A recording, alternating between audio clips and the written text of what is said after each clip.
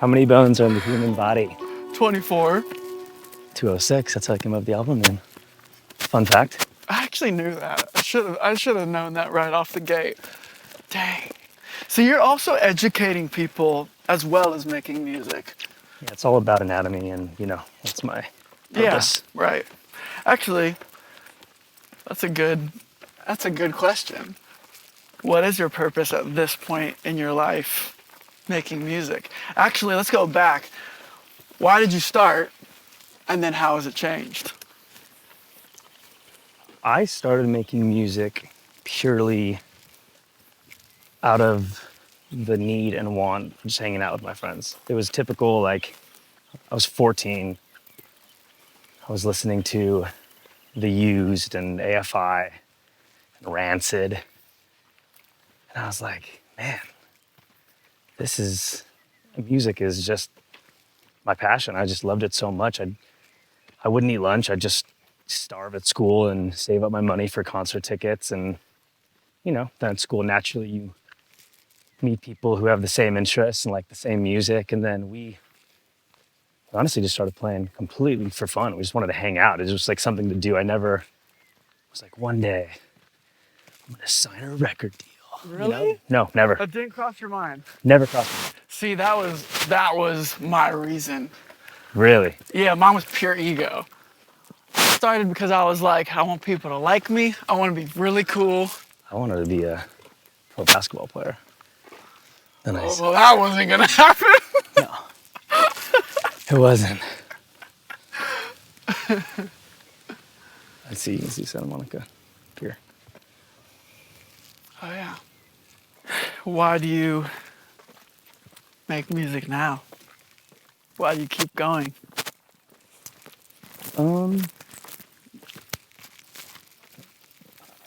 I think honestly, in a weird way, music is pretty selfish for me. It's pretty, I think it's kind of like an itch that it's like I have to scratch, or I go crazy. It's something I just need to get off my chest, and I just love being creative and building these worlds. It's like I've even found that like music is always kind of filled in holes and gaps for me. So when I was really sad, is when I wrote my happiest songs, and then when I was really happy, I would write really sad songs. And I always thought that was really interesting. When I was really sad, I could never write about it. It was like I was too deep in the emotion or too overwhelmed, and so I'd always almost write what I wished I was feeling. I definitely get that.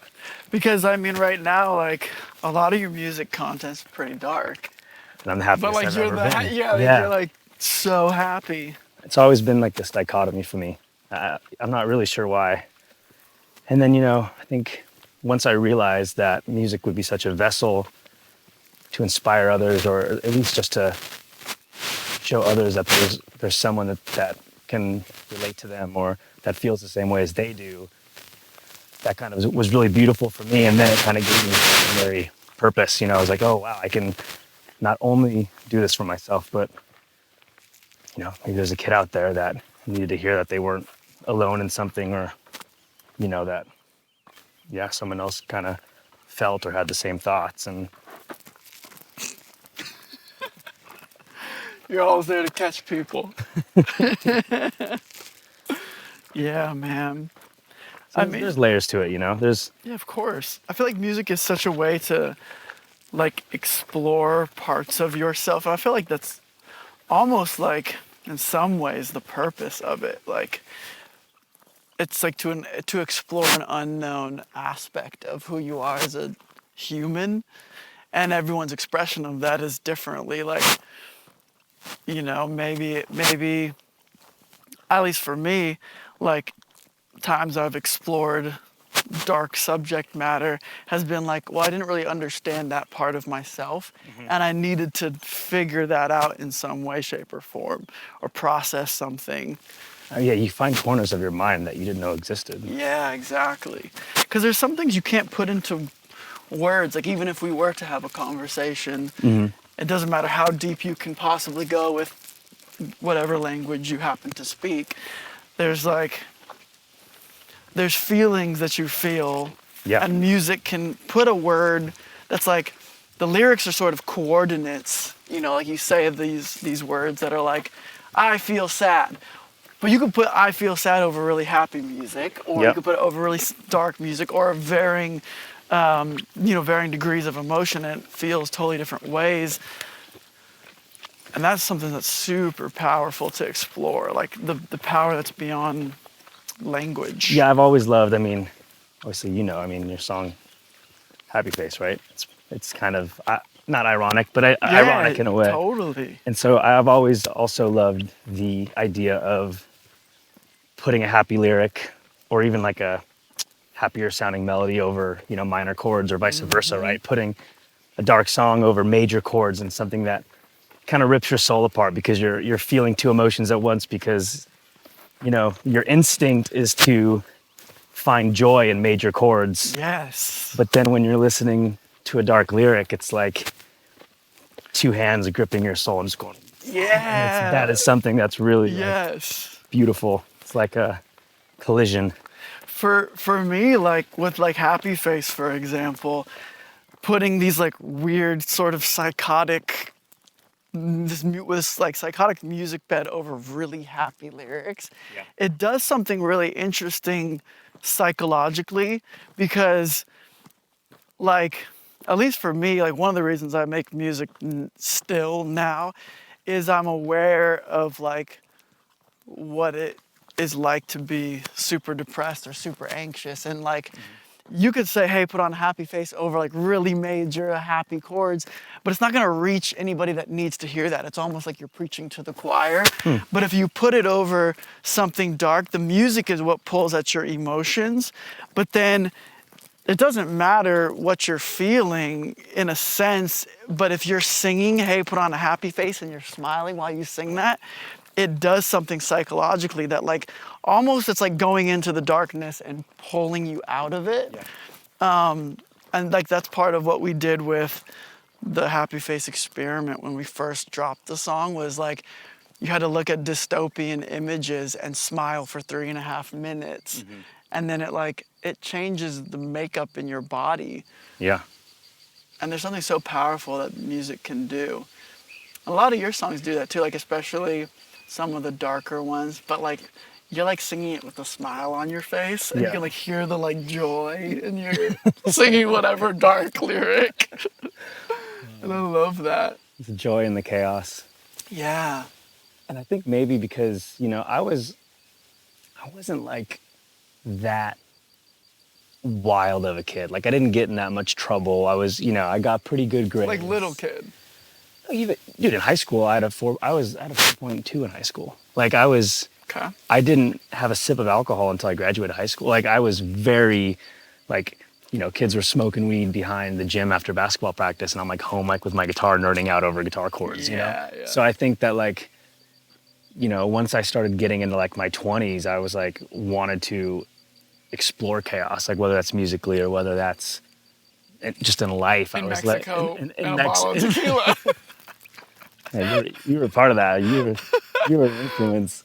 No, you were the influence. We were under the influence. Definitely under the influence of something. So again, it's like filling in those gaps, of like, I haven't done that with my life. So like, I want to do that musically or sonically, or I want to, do that literally. Yeah, again, it's like kind of just filling in space. It's like this whole pie, and there's like pieces cut out, and you just want to like see what it's like when that whole pie is like full. Yeah. Whole. Like the pie of your, like what makes you a human. Because everyone's rounded, so Yeah. if you have jagged edges, it's temporary, or it's just shining a light on only a piece of you. This looks like a movie. Want to see Skull Rock? Like 3 minutes. Yeah, let's do it. We need to go to Skull Rock with Bones. I still want to do a Jaguar trip with you. Oh, dude. Go to the Pentanal in Brazil and We just see them in the flesh. Gotta do that. I mean, I'm seeing one in the flesh now, but got to see your familia. I gotta see the family. I feel very connected with the Jaguar. Yeah, what drew you to that?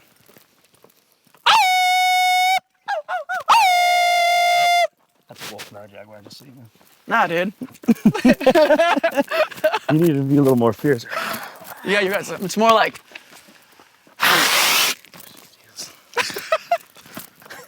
You're really committed to it. Well, that's my morning shower. That's how you know you're friends. Over this way? It's down, I think, a little bit. It's like around this corner. It's really, it's like nature made a chair and you can look at everything. That's why it's called nature. You're gonna be a great dad one day, man. A good father.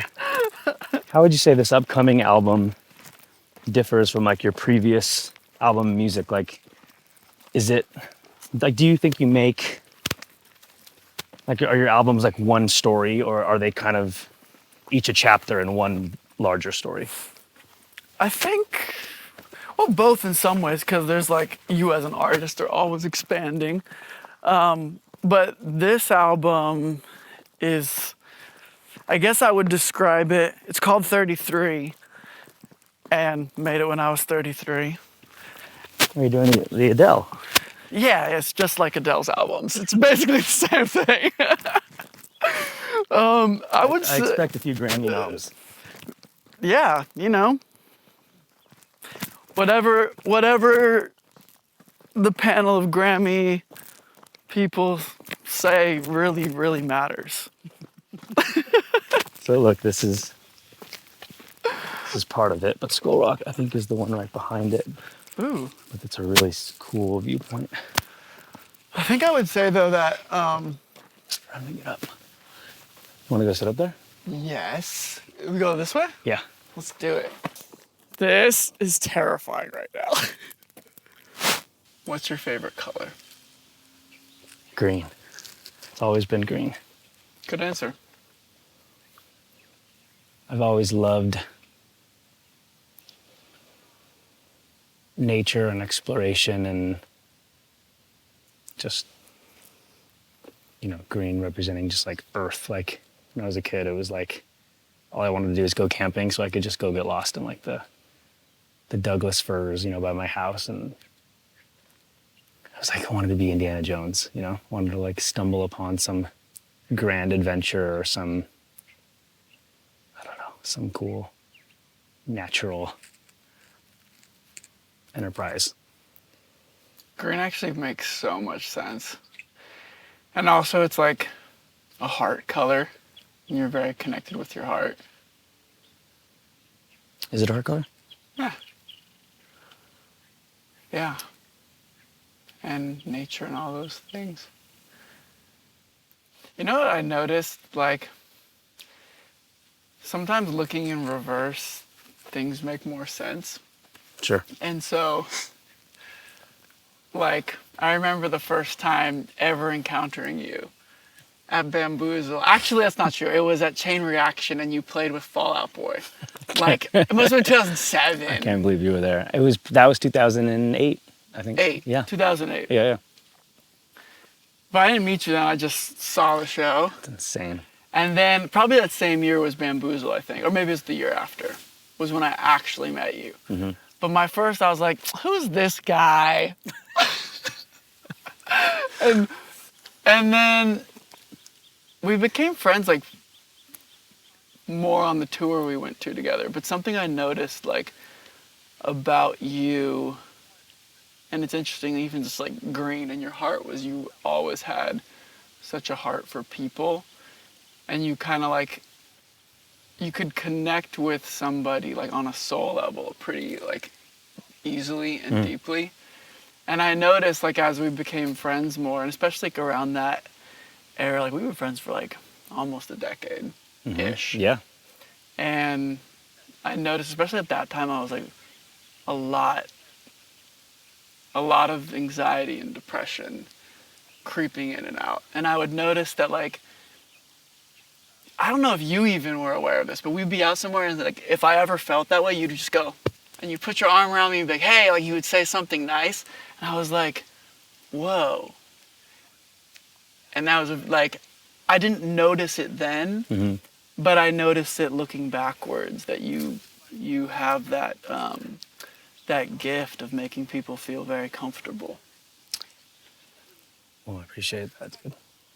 I feel like I have, this like empath thing about me, and I think it's like a blessing and a curse because I feel everything, and that can really be a hindrance, or that can really be like a superpower, depending on how when you feel it.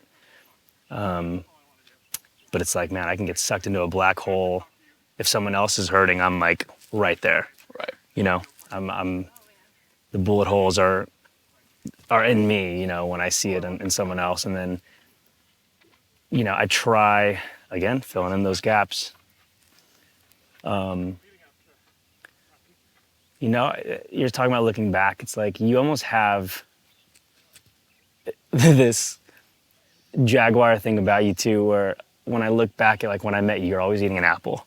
And dude, you Yep. had a lot of appleless trees in the day I because was an of apple killer. dude.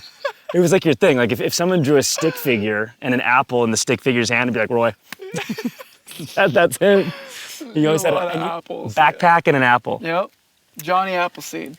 And you were, you always were you always had positive energy, even if you're saying you're feeling other things. But you were also very observant. That's still you to this day. You're one to let everything, like soak everything, and you take everything, and you're like a listener.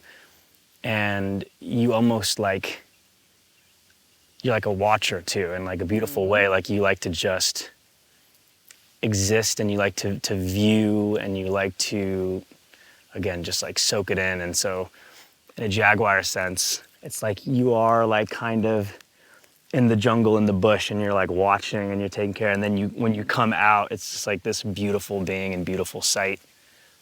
And that's a Jaguar. Dude, I love that, man. Thank you.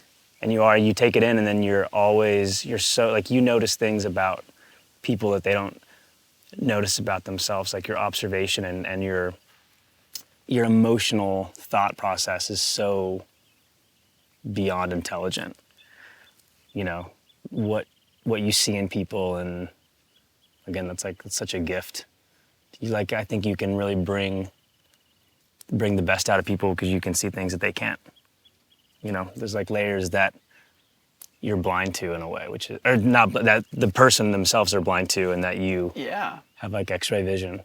It's interesting you say beyond intelligent, because I feel like everybody has this capacity that is beyond intelligence. Mm-hmm. It's like it's more like heart intelligence or like emotional intelligence. Yep. And sometimes you can't put it into words, but like you see things, and I feel like I've really worked on cultivating that and being comfortable in silence and being comfortable in watching and observing. Because sometimes, like you said, like you feel everything, you feel so much, and that's probably one of the reasons why we're artists, is to try to make sense of that in some way.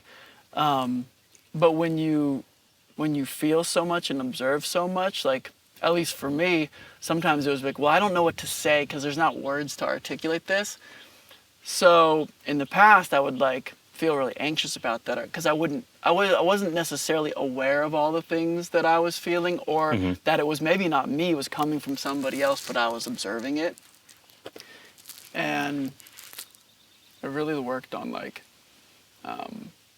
being comfortable just being and being observing, instead of like, in high school it's like, oh, you're shy. It's like, I was never actually shy. Mm-hmm.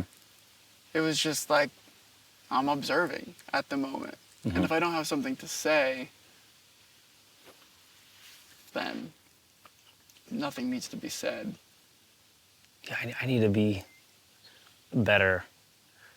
Josephine was talking to me the other day, and she's just like, you have to learn to be okay with silence and with being bored and being by yourself. And I'm really bad at those things.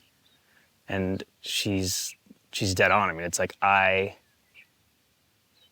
haven't been to therapy in a long time, but if I were to go to a therapist, like the first thing I would talk about is like, why do I always need more? Right? Wow. It's like, why is there always a higher mountain to climb? And it's funny, it's never, I don't feel that way career-wise. Like I'm very content where I am. You know, I don't need to be like famous or a superstar. Like it's not in that way. It's like just getting my soul excited. The older I get, it takes more and more, and I can't stand it about myself. You know, it's like I'm never like content with where I am. There's always another place to go. There's always another person to meet. There's always another song to write. Right. And I want to be okay with like sitting right here by myself for a few hours and just letting my thoughts do whatever they want without me being like, I should be doing something else. I want to do something else. Right. You know? It's funny because it's like, I think one of the reasons we've become friends is like, we're really like, we're almost the same, but in a mirrored reflection. Mm-hmm. I feel like I've learned so much from you in that other way of like going out on journeys and like exploring, doing crazy shit, and like, you know, like it's beautiful. I mean, and I guess like every superpower also has its weakness. Yep. And we're all just working from different angles. I think it's just important if you can realize that about yourself, then you can work on it, identify. Yeah. And I think that's probably my growth in the past year or so is like understanding that I do that. Like that I always am looking forward to the next adventure instead of being present in the current adventure. Yeah. I have anxiety right now because I don't have a trip coming up. Like I don't have an adventure coming. Yeah. And so I go down this like black hole or rabbit hole of like this solemn, like just my wife is out of town. I moved far away from my friends. And my worst nightmare is being in a house by myself for like a month. It's like nothing could be worse. Like nothing could be worse. I remember I did a trip a few years ago to Italy, and I was like about to start writing a new album. And I'm like, Joe, you know what? I think I'm gonna like go to Florence by myself for a few days. I'm gonna go to some museums. Like I'm just gonna like enjoy it. I'm gonna go to my favorite restaurants. Like this is gonna be the best few days of my life. Dude, like 8 hours in, I'm like spiraling. I call Joe, I'm like, I can't do this. I can't do this. I'm freaking out. I have no one to talk to. So I actually called my friend at the time who lived in Belgium, and I'm like, Sean, and I was like, Sean, can you please come to Florence? Like, I need a friend. Like, I can't be by myself. And I want to know why that is. Dude, see, a month in a house by myself, dream. Bro, that's amazing. I love people so much. I love interaction. I love, you know, every person's like a labyrinth and like a puzzle to figure out. And like, I love that aspect of life, like meeting someone new and trying to unlock them is just so, it's like every person is an adventure of sorts. Yeah. And I always love adventure. So it's like, whether that's a physical adventure, like me going someplace to just get out of my comfort zone, or whether it's meeting someone new, it's like my favorite thing in the world. So I love making events because there's so much to get to know and to find out about people that I almost know too much about myself at this point. I don't need more alone time. But surely to like meet someone else where they're at and unlock someone else and like, what's this person all about? You have to know yourself pretty deeply. Sure. To be able to do that. Like whether you're aware of that or not. I think the beautiful thing about too is like friendship and even like being married, like with Josephine. It's like people change and evolve in their life, so you never really solve the puzzle, Yeah, right? right. Because people are constantly changing. So And by you're the time constantly changing. exactly, so by the time you think you've gotten to know somebody, or by the like all that time you put in to get to know them or to feel them, it's like, well, they've probably changed a little bit. So there's like more to Yeah. know, and there's, you know, people grow. It's like vines, right? It's like sometimes maybe they grow parallel, and then sometimes they'll do this, and they go Yeah. their separate ways, and then maybe they come twist around. It's like that's kind of everyone in your life. And the older you get, the more you see that, man. Like being in my 30s now, people are going through completely different things than they were 10 years ago, and they're completely different people. And some for the better, some for the worse, some for maybe not better or worse, just different. Yeah. You know, and that's been a pretty big part of my 30s, is like just seeing the evolution of people. And you know, when you're a kid, man, it's like you're either not paying attention or you're subconsciously seeing people change and grow. But when you're like aware and you've lived a lot of life, it's like you really start to notice and pick up on those things.